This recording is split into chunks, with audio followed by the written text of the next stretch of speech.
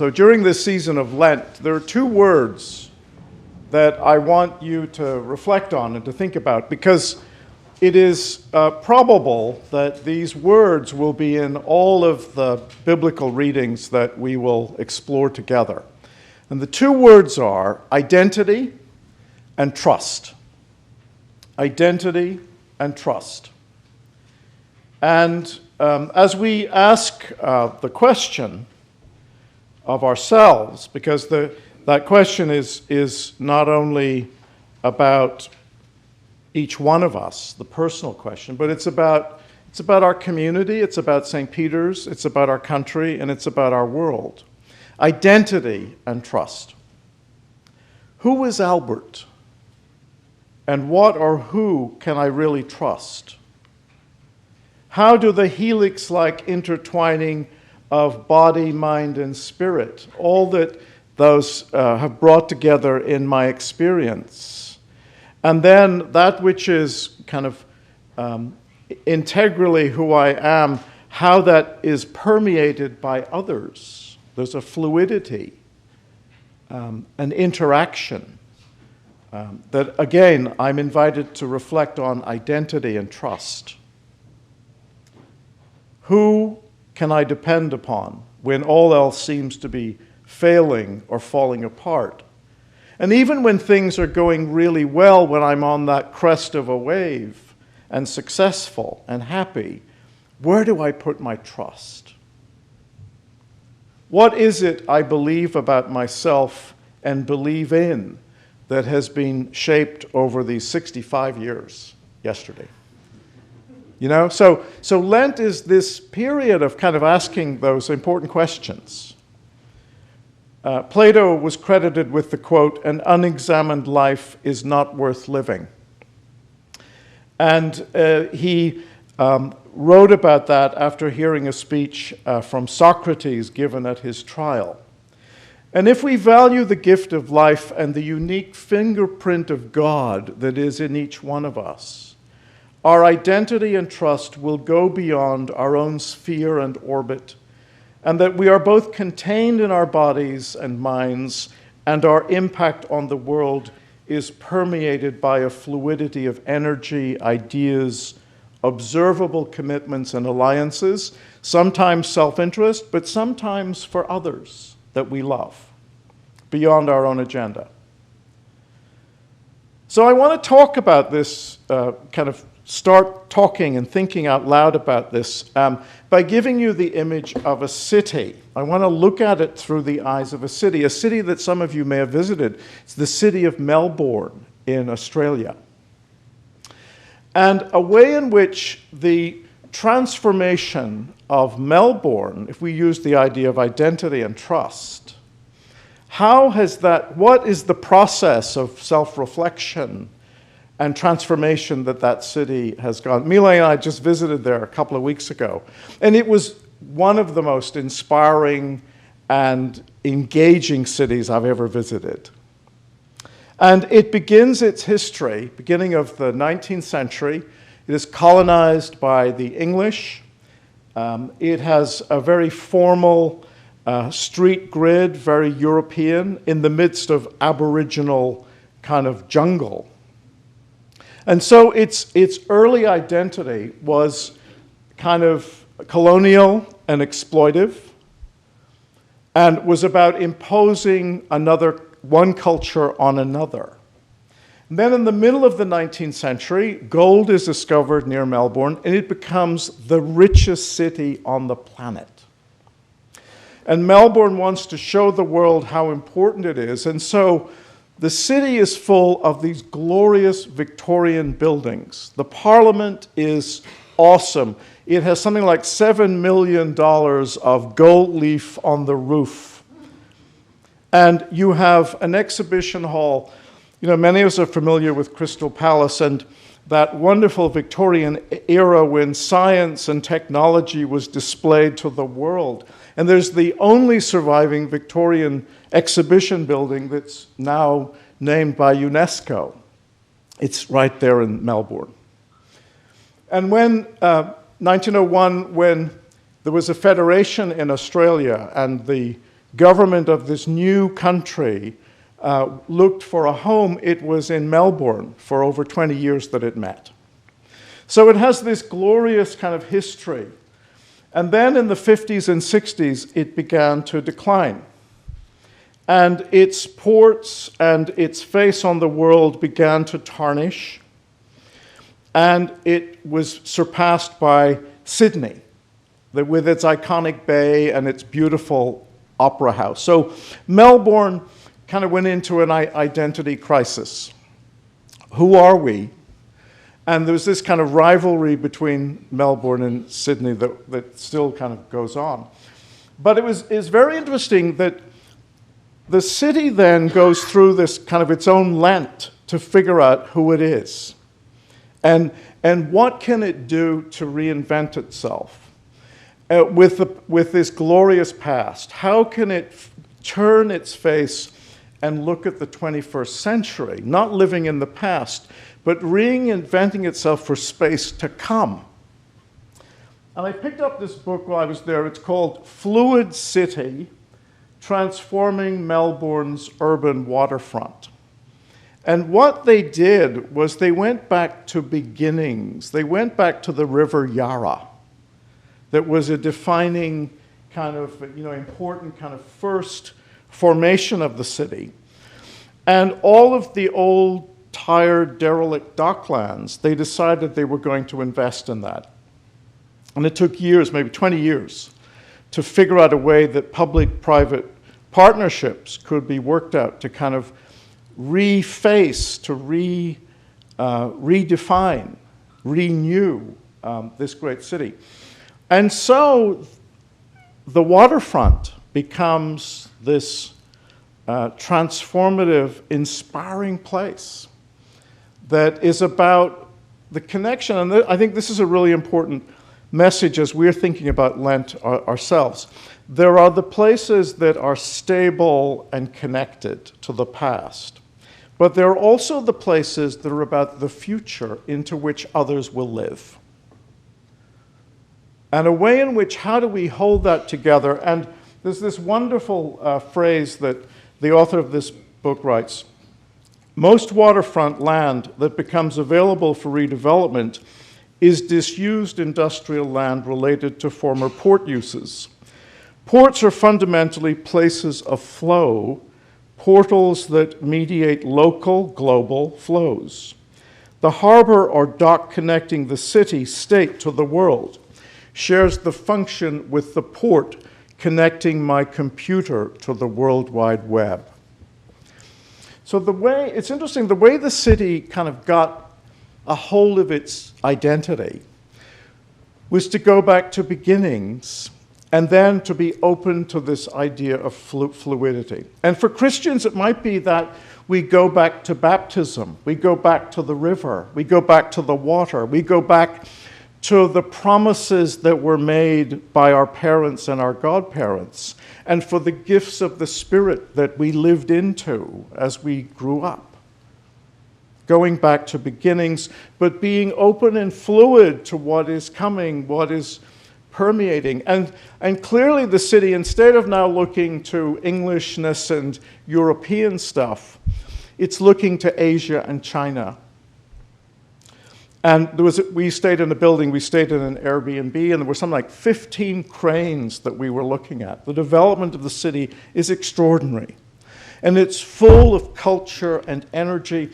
And when you go to a museum in Melbourne, one of the things that the guides do, they acknowledge the people who lived on this land first. It's a very moving moment.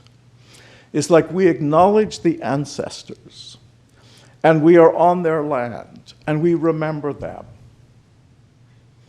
In the same way that we do here at St. Peter's.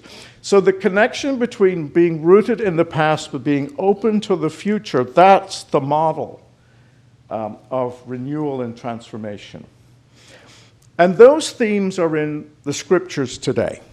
If you look, Deuteronomy is about 150 years of the writers of Deuteronomy. They come up with what is basically an early Jewish creed This creed is going to help people who may have, third, fourth generation. The land was given to your great-grandparents in Canon. You're a success story, but you have to remember where you've come from. And it's interesting, this Deuteronomy creed begins with the I. I was a wandering Aramaean in Egypt. And then all this bad stuff happened to us, but God rescued us. And it moves from the I to the we and then back to the I. And so I am bringing this offering. And this basket of the first fruits was symbolic. It wasn't about supporting the church or stewardship. It was about taking care of the aliens and the refugees. And the Levites. The Levites were not included in the first distribution of the land. So it's all about looking out for the people who are on the margins, even though you've made it. And the writers of Deuteronomy knew that amnesia is the great human sin. Remember, 30 times in Deuteronomy, remember, remember, remember. And when we're at the top, when we're at the peak, is remember where we've come from. Remember the ancestors who got us to this place. And we thank God with this offering. And we share that with the people who are on the margins. I want to apply that principle, Jewish early creedal principle, to Australia again. Sometimes it's interesting to look at another country and get your own wisdom. While we were there, the Australian government was defeated for the first time in 80 years over an immigration bill. Since 2013, immigrants to Australia are put on 2 islands. What they were discovering, a lot of human rights groups, were that people were committing suicide, children were dying, and it was because they were not having access to medical care. And the government was supporting this kind of, let's just turn a blind eye to this. And it was the Australian people that said, this is not right. This is not Australian. And now it is required that 2 doctors have to kind of prove that somebody needs medical care and they can come from these islands to the mainland.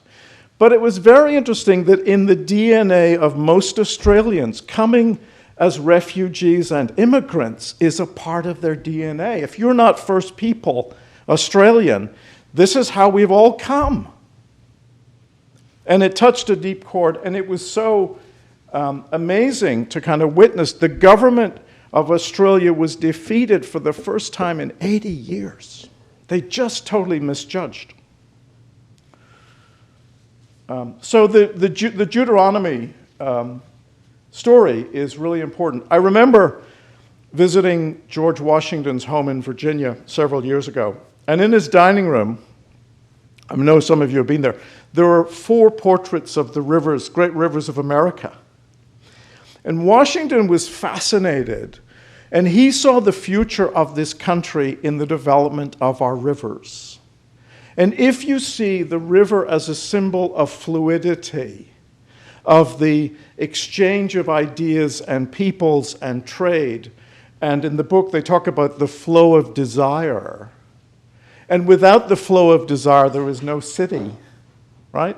So how do you harness that so that something can be created? And it's very interesting that Washington, in his dining room, one of the rivers is the Hudson, had this kind of vision that our future is connected to fluidity.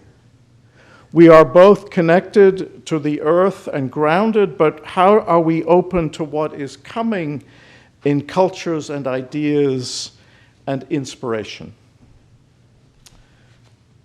If we look at the gospel today, the words identity and trust are also part of this theme. Jesus is, after his baptism, we said the Spirit is leading him out to the wilderness to be tempted. And often we confuse in Lent, we've given up chocolate or we've given up booze or, we're going to be nice to our mother-in-law or whatever. And we confuse our own Lenten observance with kind of Jesus' temptation in the desert with the devil.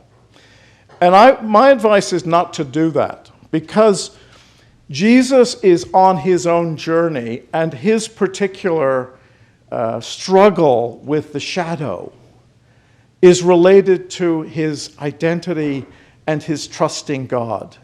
It's much more about him than it is about us.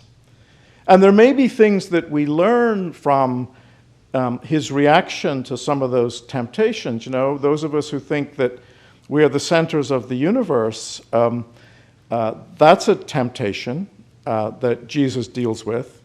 And the putting God to the test, you know, it's interesting that the translation of that word, it's not if you are the Son of God. The devil is saying, well, you know you're the Son of God, so just go ahead and test God.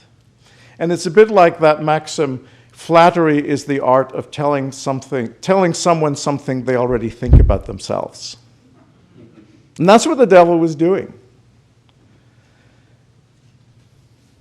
So identity, trust, who are we? How do we build, how do we connect that which is solid and grounded with that which is fluid and transformative? There's a wonderful phrase in this book that's been ringing in my head. It says, trust, solidarity, community, and class are all forms of social capital, while fear, alienation, and isolation indicate its absence. Trust, solidarity, community, and class are all forms of social capital, while fear, alienation, and isolation indicate its absence.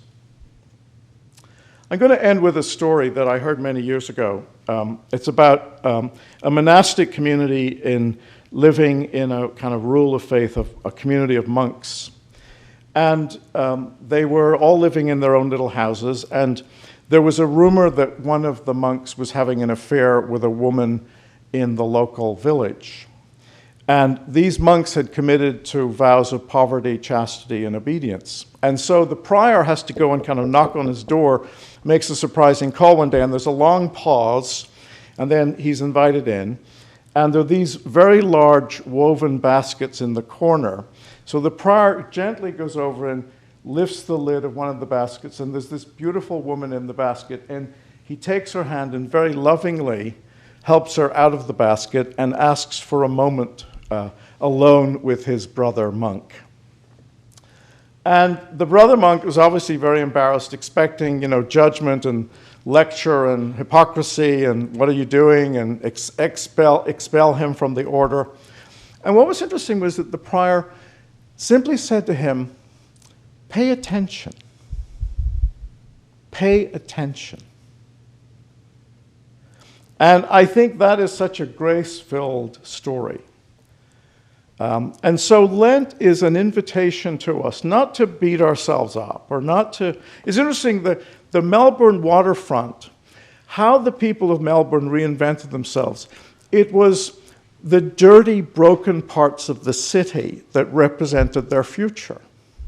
It wasn't, when we think, God wants us scrubbed clean and all just the good stuff come forward.